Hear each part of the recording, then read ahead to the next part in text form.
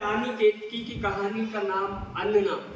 सबसे पहली हिंदी साहित्य की जो कहानी थी वो रानी केतकी, लेकिन इसका अन्य नाम है रामचंद्र शुक्ल है। इस रानी केतकी के नाम का दूसरा नाम है उभयभान।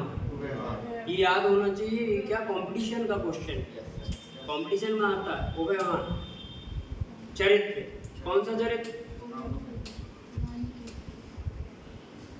नाटक। नाटक किसे कहते हैं? नाटक एक गद्य विद्या है।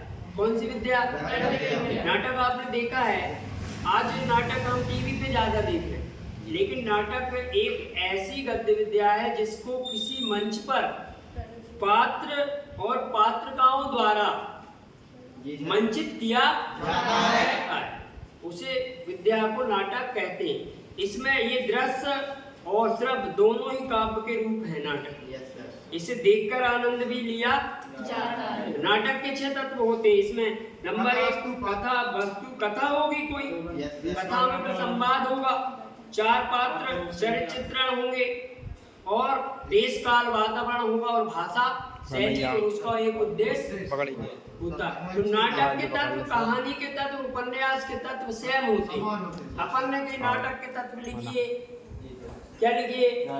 नाटक के तत्व तो हमें पता होनी चाहिए। कथा होती है, संवाद होता है, चलचित्रण होता है, पात्र पात्राएं होती है, भाषा शैली और उद्देश्य। वैसे ही उपन्यास, क्या उपन्यास के तत्व भी सेम होते हैं। कथा होती है, कथा वस्तु होती है, संवाद होता है, चलचित्रण, देश काल वातावरण होता ही है। नाटक का एक संक्षिप्त रूप होता है एकांकी। क्या होता है? एकांकी किसे कहते हैं? जिसमें किसी एक घटना का चित्रण होता है, एक अंक का वर्णन होता है, उसे एकांकी इसे भी मंच पर प्रस्तुत किया पात्र पात्रों द्वारा। क्वेश्चन बन जाते हैं, क्वेश्चन बनता है नाटक और एकांकी में आप अंतर कीजिए, भेद बताइए, तुलना कीजिए, ऐसे क्वेश्चन बनते। तो नाटक एक जिसमें बड़ा रूप है नाटक, जिसमें अनेक कथाएं, अनेक घटनाएं होती हैं, अनेक रचनाएं, अनेक पात्र पात्रिकाएं होते हैं। और एकांकी एक छोटा सा रूप है जिसमें एक किसी घटना का वर्णन होता है, पात्र पात्रों की संख्या भी कम होती है, इसको मंचन करने में अधिक समय लगता है, इसको कम समय लगता है। हम ऐसा लिख सकते हैं, अपनी भाषा में लिखिए, रियलिटी भाषा सोच कर लिखिए। इट इज वेरी इजी, कोई चीज कठिन नहीं है, आप रटिए मत। आपको अपना स्किल डेवलप करना है तो आपको सोचना पड़ेगा। जब तक आप अपनी नेचुरल भाषा में उत्तर नहीं लिखेंगे तब तक आप इंटेलिजेंट, बुद्धिमान नहीं बनेंगे। सोचो आप। उपन्यास क्या है? उपन्यास कहाँ से आया? नोबल से आया। क्यों जी? इसका शुद्ध होता है, हिंदी जो अर्थ होता है वो है समीप, पास रखना। उपन्यास एक रचना ऐसी है जिसमें बहुत सारी घटनाओं का विस्तृत वर्णन होता है।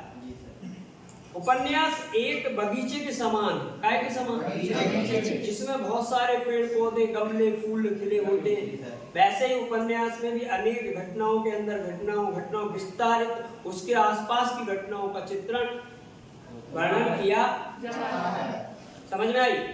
उपन्यास को हम एक बैठक में नहीं पढ़ सकते। उपन्यास एक विस्तृत रचना होती है, ऐसा हम लिख सकते हैं। कम समय नहीं, अधिक समय चाहिए। नीरस होता, उपन्यास में नीरसता आती, नींद आने लगती है, हर कोई उपन्यास पढ़ भी नहीं सकता। अब उपन्यास और कहानी, कहानी किसे कहते हैं? देखिए, आज से पहले अपन प्राचीन काल से ही कहानियों का बड़ा महत्व है।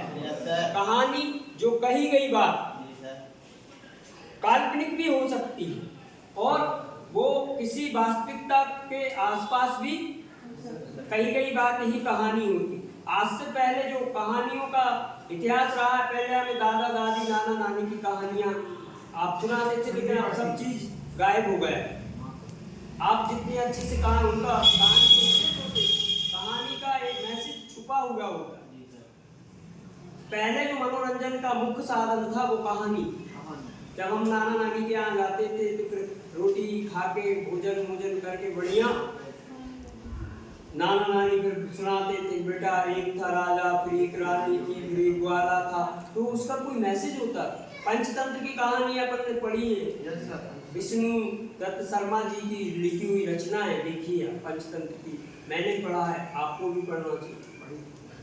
जो पूरी वाइल्ड पर मतलब पशु पक्षियों पर आधारित, और उनमें बहुत ज्ञान है। वास्तव कहानियों से हमारा आधार बनता है, सोचने की क्षमता बनती, कहानी में रोचकता होती, रोचकता मतलब इंटरेस्टिंग होती, समझ में आ रही? कहानी से इतना अच्छा इंटेलिजेंट बुद्धिमान व्यक्ति बन सकता है, वो किसी चीज से बन ही नहीं सकता, समझ में आ रही? इसलिए आप अधिक से अधिक कहानी सुनिए, सुनाइए और पढ़िए और पढ़ाइए। हंसना मत, हंसना सेहत के लिए अच्छा होता है, लेकिन जहाँ अच्छी बात हो रही हो वहाँ हंसना नहीं चाहिए। बुद्धिमान हंसने से खून बढ़ता है, हमने कभी नहीं रोका किसी को हंसने से यहाँ। तो कहानी का एक छोटा सा रूप है, छोटी सी कहानी होती है, तो आप क्वेश्चन बन जाते हैं, नाटक और कहानी में अंतर बताइए, या फिर उपन्यास और कहानी में बहुत सारे क्वेश्चनों पे बात कर रहे हैं, ये आपको आना चाहिए, बगैर पढ़े आना चाहिए। घर पे किताब पे देखा करो, किताब में घुस जाती है। तो उपन्यास एक विस्तृत रचना होती है, कहानी एक संक्षिप्त। उपन्यास को पढ़ने में अधिक समय हम खुद बना सकते हैं ना, इसमें पात्रताओं चरित्र बहुत अधिक होते हैं, इसमें कम, समझ में आ रही? इसमें नीरसता होती है, इसमें रोचकता, ऐसा हम लिख सकते हैं। It is very easy. उपन्यास सम्राट किसे कहा जाता? क्वेश्चन बन गया। मुंशी प्रेमचंद जी बहुत बड़े उपन्यास सम्राट लेखक थे। इनका मेन नाम धनपत राय था, मुख्य नाम उनका वास्तविक नाम। मुंशी प्रेमचंद को उपन्यास सम्राट की उपाधि इसलिए दी क्योंकि उन्होंने सबसे ज्यादा उपन्यास लिखे। गोदान उनका, गबन, निर्मला, रंगभूमि, कर्मभूमि जो उनके मुख्य प्रसिद्ध उपन्यास। कहानी के सम्राट भी कहानी सम्राट, नाटक सम्राट है वो जयशंकर प्रसाद, उनको कहा जाता। क्वेश्चन के अंदर क्वेश्चन आपको खड़ा करना, समझ में आई? क्वेश्चन बनते हैं, चाहे वो 9वीं का हो, 10वीं का हो, 11वीं का हो। उपन्यास सम्राट किसे कहते हैं, उसका नाम बताइए, उपन्यास का नाम बताइए, क्वेश्चन आ जाता। अब तुम हम ऐसा नहीं, अपनी किताबों से बाहर बात करनी चाहिए, बहुत बड़ा है शायद, आ रही समझ? आप ये एक लाइन पढ़ के मैं मुझे याद हो गया, ऐसी पढ़ाई नहीं करनी है आपको। अगर बहुत ज्यादा मतलब आपको नॉलेज हासिल करना है तो आपको विस्तारित सोचना पड़ेगा और किताब से हटके भी सोचना पड़ेगा। हिंदी साहित्य हमारा मेन साहित्य है, हिंदी लिटरेचर हमारे पास वो होना चाहिए। It is very easy. आगे बढ़ते हैं, हम रेखा चित्र पर बात करते हैं। रेखा चित्र, रेखा और चित्र दो शब्दों से मिलकर बना है ना। जिस प्रकार किसी रचना में शब्दों का चित्रण किया जाता है, शब्दों का चित्रण, किसी भी रचना में शब्दों का चित्रण किया जाता है, ठीक वैसे